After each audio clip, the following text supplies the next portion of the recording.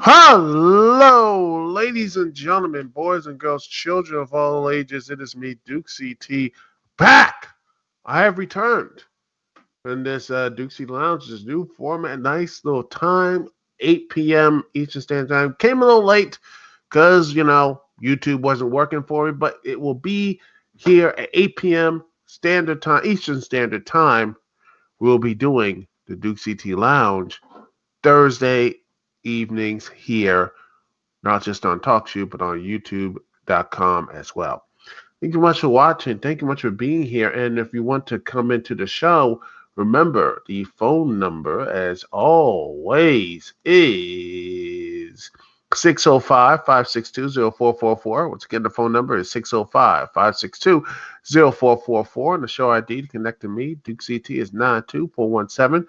Once again, the show ID is 92417. But if you want to do, if you have the headset and microphone, you can easily connect to me going into this link right here in the description. I'll put the link right here in the chat as well, so you can contact me and we can talk about these subjects here live, of course, on Dukect Lounge. And spread the word around that the Dukect Lounge is live on Thursdays here on YouTube and TalkShoe.com. All right, okay. Let's talk about some things here. There's some stuff that just came out today, and let's see. Let's look at this. All right, let me get my screen thing here. Let's see. Survey says, boom. Yes, Warner Brothers will release its films on HBOMax. I was going to talk about Wonder Woman 84. I was going to talk a bit about that and how about these things will be, what will be the future of HBO, what's going to be Warner Brothers, what they're going to do for next year. Are they going to go into this because this pandemic and it's still going on? For the rest of the world, they seem to manage it because of, responsible governments and, people who actually took this seriously, unlike this country, where no one seemed to took this. The majority of people who did take it seriously, but our government, regardless of party, has completely and totally failed. Either one party is basically saying screw you to mask and you can do whatever you want, or the other party is telling people to go in, shutter in place, and not have all these gatherings, and then leaving, to go to do their gatherings themselves, and just leaving us plebs to suffer and rot while they give half-baked apologies. And people wonder why there's a lack of, connection and trust to our public servants. But anyway,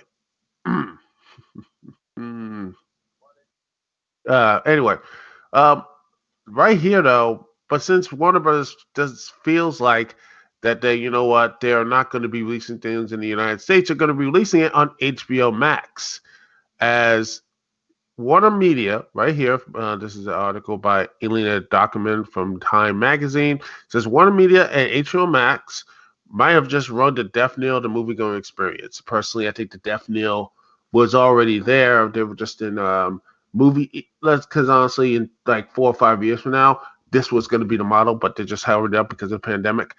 But anyway, Just run the death knell, the movie-going experience. Warner Bros. Announced on Thursday that it will plan to release all 17 of its films planned for 2021 on HBOMax and in theaters simultaneously, including major blockbusters like Matrix 4, The Heights, The Suicide Squad, and others, including Dune. Yes, Dune is going to be on this whole thing, and yeah, all the movie stocks just completely plummeted, and yeah, this is pretty much going to be a hard sell for anyone. Because let's be honest, and honestly, this whole simultaneous release experiment was not. This is not the first time a studio's done this. I think Mark Cuban's studio did this years back, where they had like I think they released their movies not just on digital but also on DVD and everything else on video on demand and theaters as well. But that was on a lower scale. This is on a major scale, as it pretty much.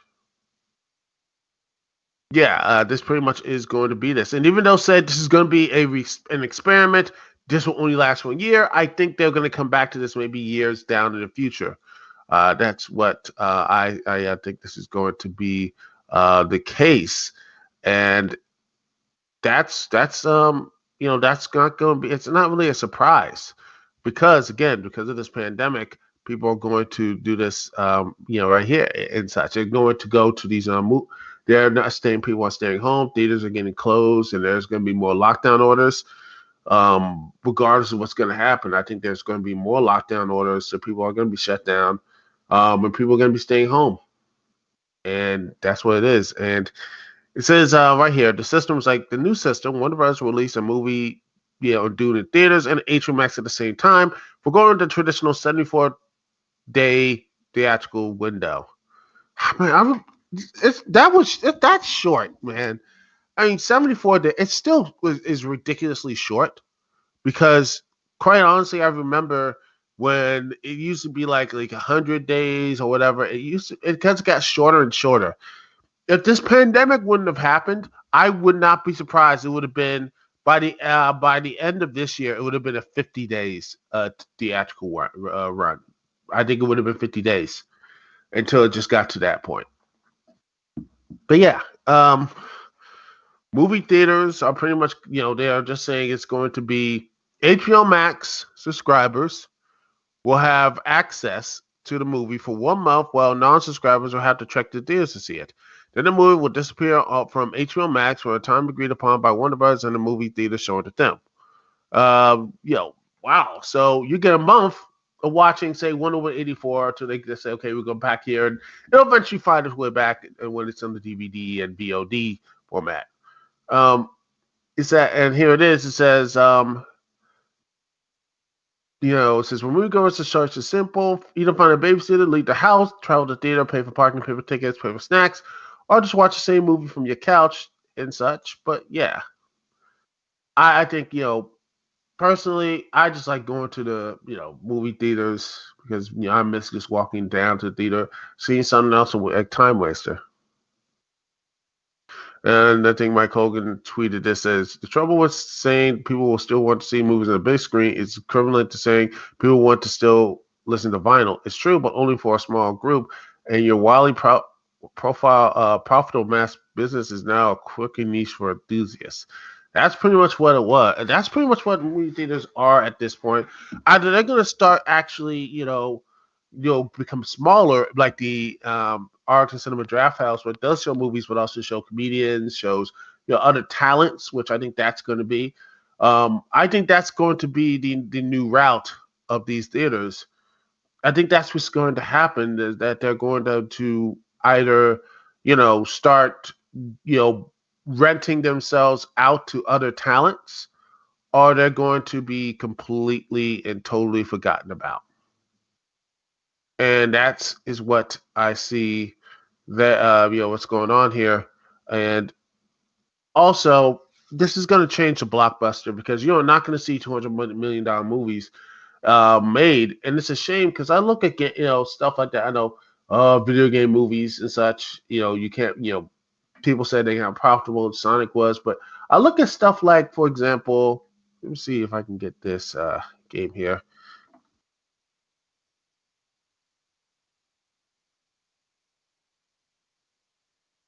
Here it is.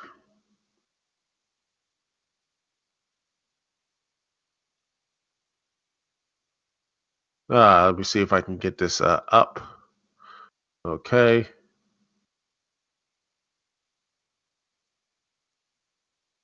No.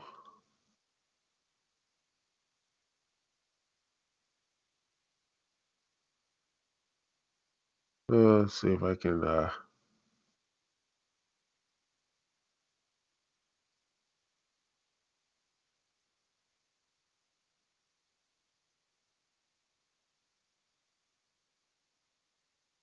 Oh, no one. Let me try this one. Uh, yeah, that's a better picture. Let's see if I can. And the zoom up here. There it is. Let's see if I can get this here. Stop his screen. And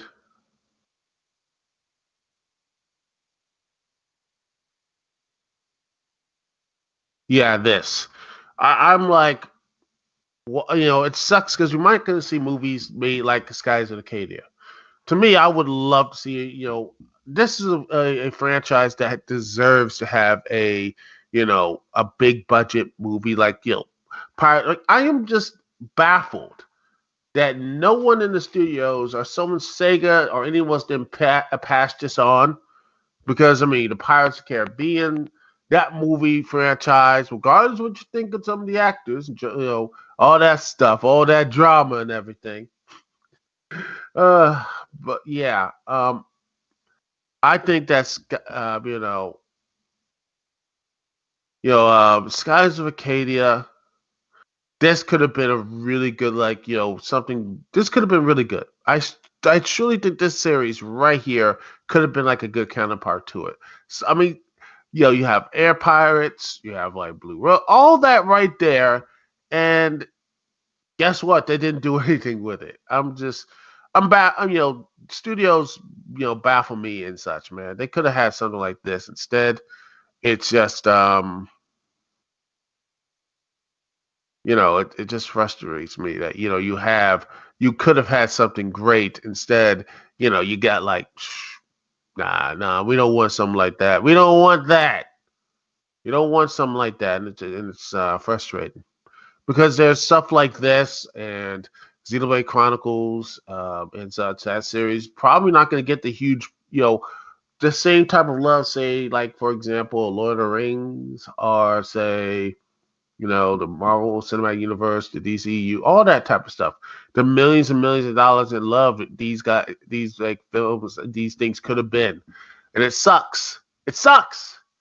But it seems like these type of projects will probably never ever will never really get an opportunity to get done, and never ever get that same opportunity, and it's a shame.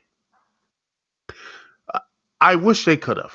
I do, but it is what it is, and but I think the opportunity will be there for cheaper stuff, some actual really good cheap stuff that people want to go see, and pare that down a bit and like say, wow, some good action movies, some good drama, some good stuff that doesn't need the $500 million and such. Maybe they get the studios to finally be a little more creative and get some of these smaller places, a chance to shine as well. Maybe some smaller, companies and like companies to have those ideas that can actually flow and actually can do something to actually to really get that connection to to really reconnect with people.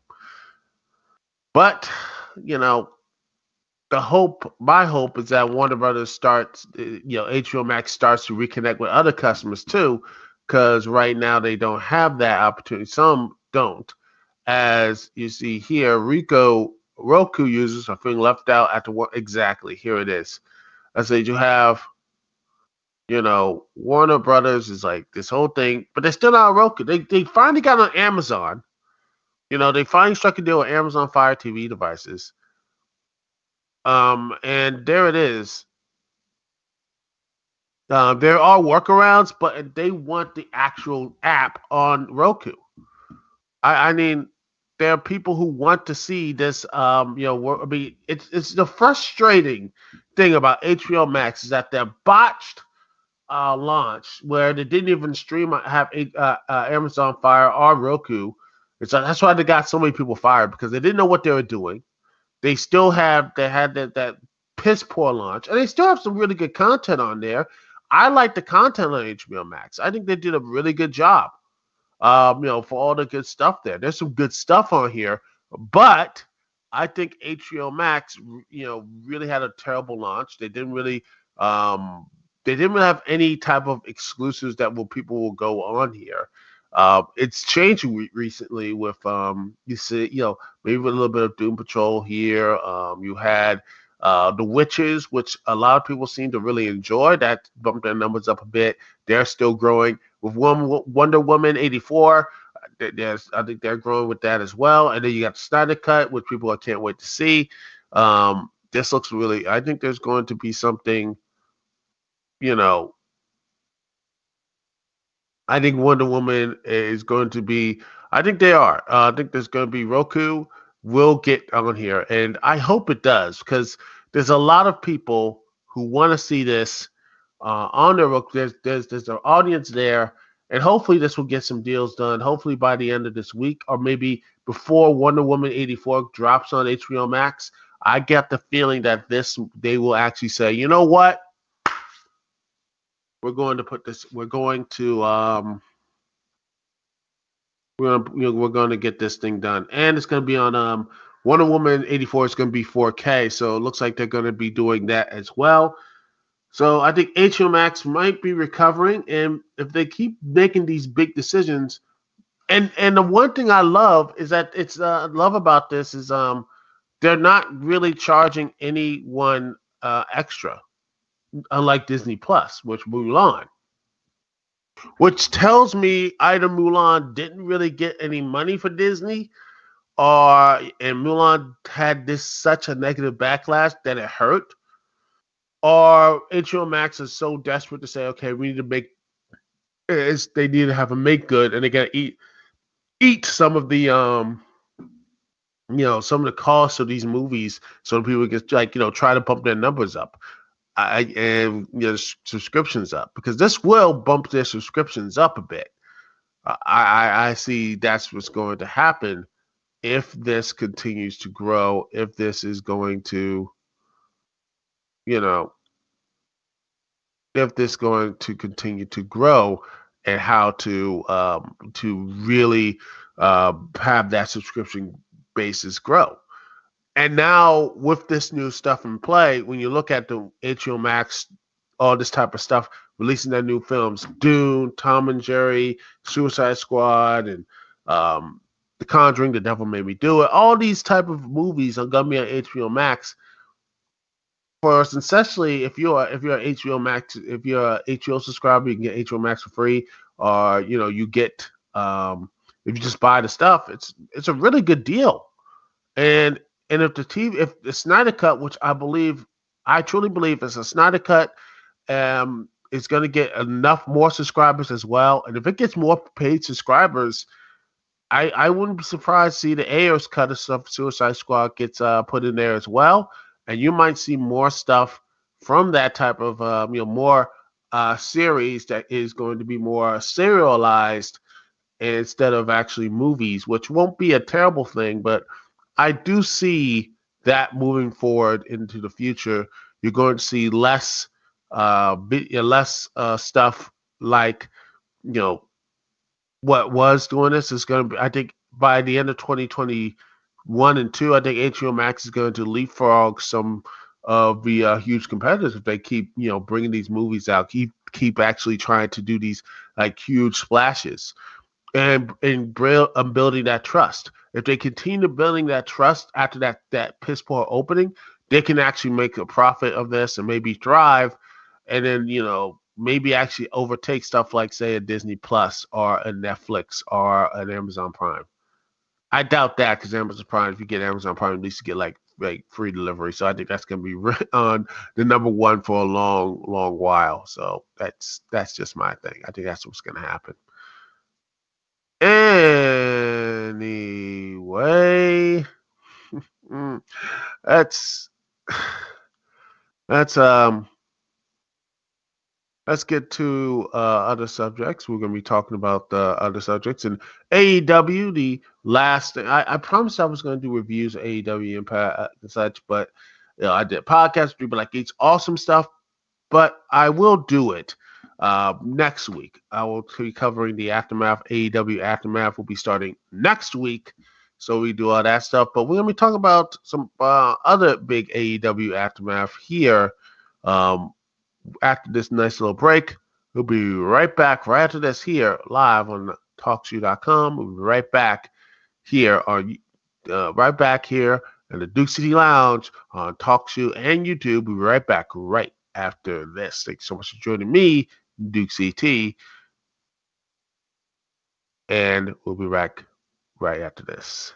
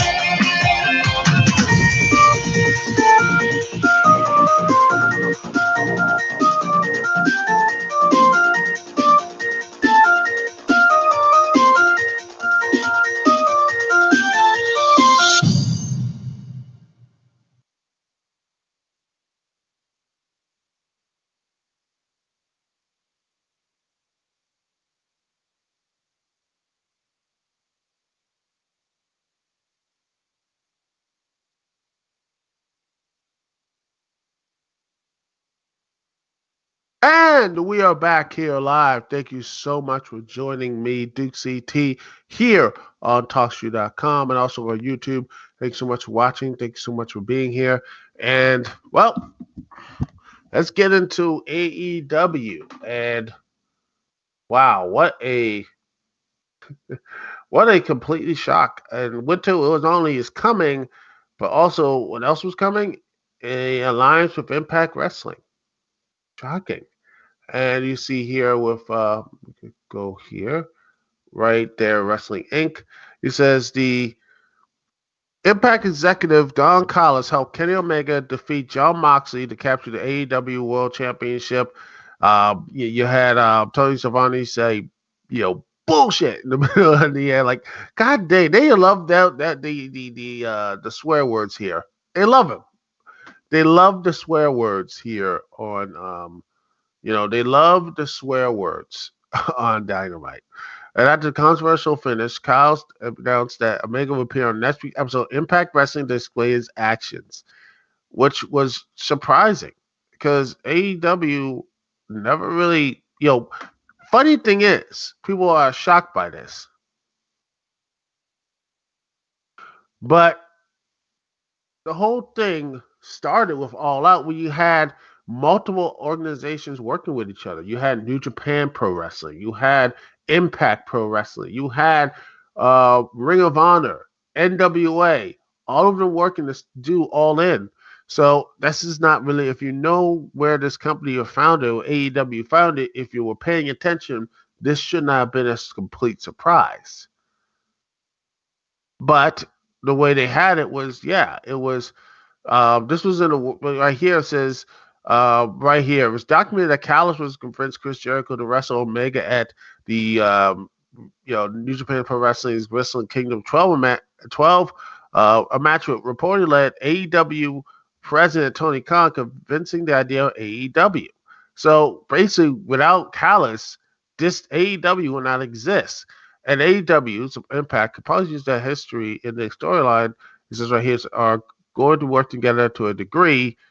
And right here it says, it was also known that Impact Wrestling showing the match between Young Bucks and Motor City Machine Guns during this week's episode was more than just a coincidence, even though Impact rarely or just regularly puts old matches. By the way, Generation Me versus Generation Me versus Motor City Machine Gun matches, great stuff. Highly recommend them. It's really good. And then Omega actually is going to be defending his AW. So he's a double champion, by the way. He's going to be going to Mexico defending against the Laredo Kid at Triple Mania. Let's see, 28 on December 12th. And he already has a partner with NWA who allows Thunder Rosa and Serena Deb to wrestle, Thunder Rosa to wrestle AEW, Serena Deb to hold the NWA Women's Championship.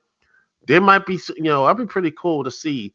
I want to just see the North fight against North versus FTR. That's just right there, please. Great.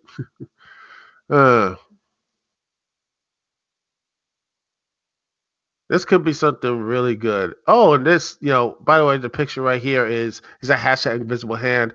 It looks like Callis will be Omega's manager, like the Bobby Heenan managing former AWA heavyweight champion Nick Bockwinkel in the 70s. Bockwinkel was involved in the first ever AEW versus WWF World Title unification match, wrestling WWF champion Bob Backlund to a double countout in March 1979. After dropping the title to Vern Gagne, Bockwinkel was handed back the NWA Championship when Gagne retired in 1981. This led to Bockwinkel becoming one of the wrestling's biggest heels. It looks, this like is the invisible hand. Oh, looks like they might be doing something. And if Kenny Omega doing this, what does that mean for the Young Bucks? They're going to be, they seem to be having, when the Young Bucks won the tag team titles, Kenny Omega was the first to congratulate them. So what is that? Are they for this? Are the Elite, is this going to be for the Elite? Who knows? I'm not going to, this is very interesting. And speaking of the Young Bucks, let me just move here, this stuff here, put this, no, not hang up yet. No, not hang it up. They says, here it is, right now, Sportskeeda. The Young Bucks say they don't know what the AEW Impact partnership means yet. It says the entire wrestling world is still talking about last night's episode of AEW Dynamite. The icon Sting made his AEW debut, all this other stuff, and yet that was not the main story. As this, the last minute, it says right here, but the end of the show reveals some kind of partnership between Impact Wrestling and AEW, shocked practically everyone. Now fans are buzzing about this collaboration, talks to joint shows, dream matches that flooded social media since AEW went off the air last night. In fact, both Impact and AEW were trending on Twitter worldwide for hours after the show ended. Clearly, fans are excited about this development. Young Bucks didn't wait long to speak on their AEW relationship with Impact. They discussed it with John Alberta and Doug McConnell on Living the Gimmick. I believe that's a podcast where they offer some information on what this partnership could mean. I like that Jimmy there. Gosh, Jimmy had they had a decent run at TNA, then they broke up, then they got back together, and then they just completely were, TNA did not, they had a strong start. But they just completely collapsed within themselves, which, there's a long line of TNA wrestlers completely screwing things up, TNA screwing things up, but hopefully with new management. And, the old ones really, really back in. Like, they don't talk to her. She's only like 5%, but Anthem's there. Hopefully they'll right these wrongs. So Young Bucks said they were hoping AEW could work with Impact 2 years ago.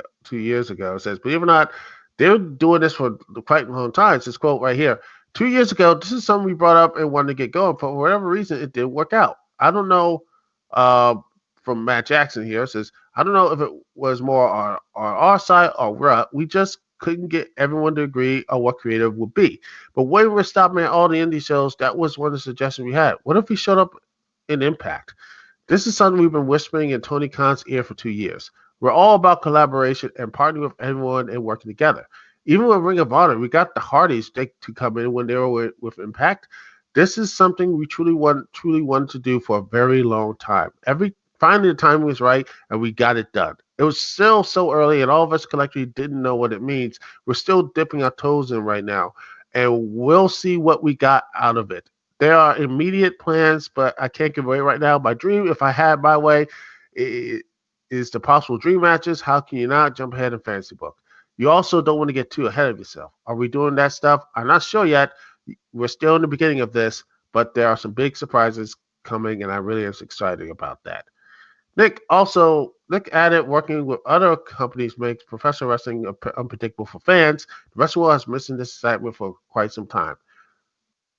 By the way, can I just say that I talked about this previously in my other podcast where I head out my little hiatus. I can't speak. My hiatus. I talked about this last time. Talked about this previously and such, and crossovers, everything. And now it looks like this, what I'm saying, is coming towards fruition. It says the AEW World Tag Team Champions also named some of their personal dream matches to focus on the North. Yes. The Good Brothers. Yes. Bullshit Machine Guns. Yes. Oh, yes. That would be nice. AEW Doc Allen's Carl Anderson show on AEW Dynamite is great.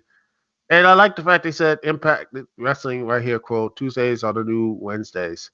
So, yes, this looks like to be something really, I hope it could be good.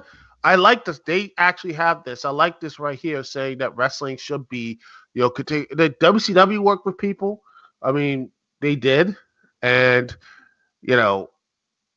it's just that a lot of, people have been, when you look back in the day, a lot of people didn't expect this to ever happen. If you look at history, wrestling was built upon this.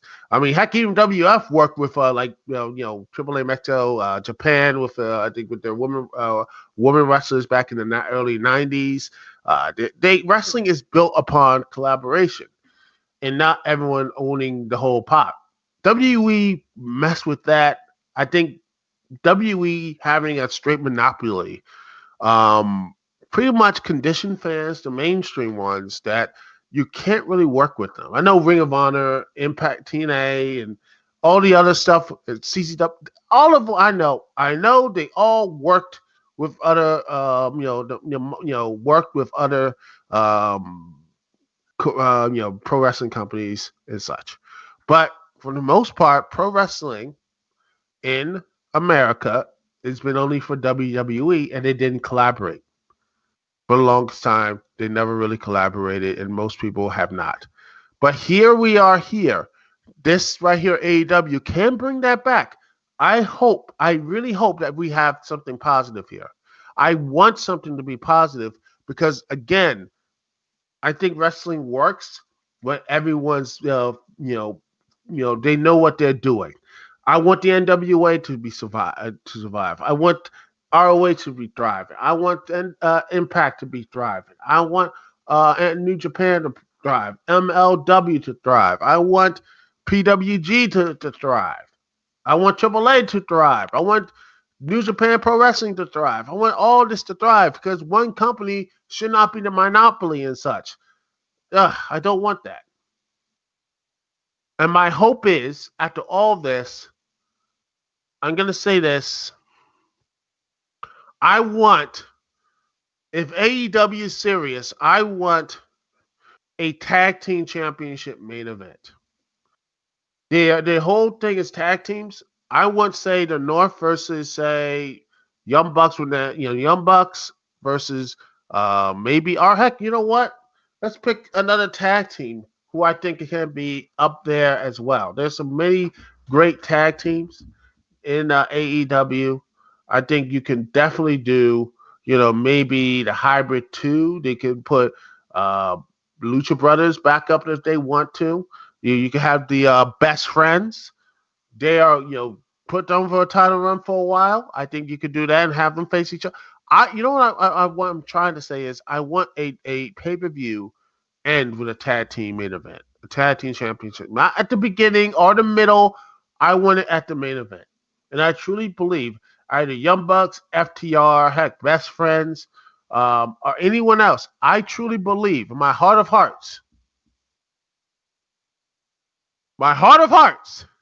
they can pull it off. I mean, I think you can with someone like the North, FTR. That's a main event. Good Brothers main event. They can. I truly think if you know what you're doing, if you present it right, people will believe a tag team championship main event. And I think the world of wrestling would be very. I think would be it can happen. Heck, I just recently watched I think Brian Zane's review of the 1992 Dream. What was it? Let me just look and see what was that thing that he did. I think it was the Joshi, I believe it was something like that. But it was like, wow, they really had a tag team main event. It was that type of like, wow, I did not know you could actually do something like that. Oh, Dream Rush. All Japan Women's Pro Wrestling Dream Rush, and it was it was a Joshi. It was a women's wrestling in Japan, Joshi and such. And they showed this tag team main event. I'm like a 2 out of 3 falls match, and then sit there. I'm like, why can't they do the ladies did it back in 1992? I'm like, why can't in the United States, why can't we have the dudes do something like that? Main event, double or nothing, or all out, make it all in again, and do that. I think people will go and see that. Trust me. I think people will go and see that. I think there's an audience for it, and I truly believe that. Could be wrong, but I think people would love to see. People would love to see a tag team championship main event, regardless if it's AEW or they bring someone in. Maybe the Bullet Club action, God. Yes, Gorillas of Destiny. Hell yes, that would be awesome. Heck, if you want to have some big dudes fighting big dudes, hey, have Brian Cage and Hobbs, Powerhouse Hobbs team up and lay out everybody and then just have a big old house match or whatever. Hey, you know what? That'd be awesome. Let's do that. Come on. I'm down with that. Y'all down with that? I think people would be. All right. I think I'll end the show here.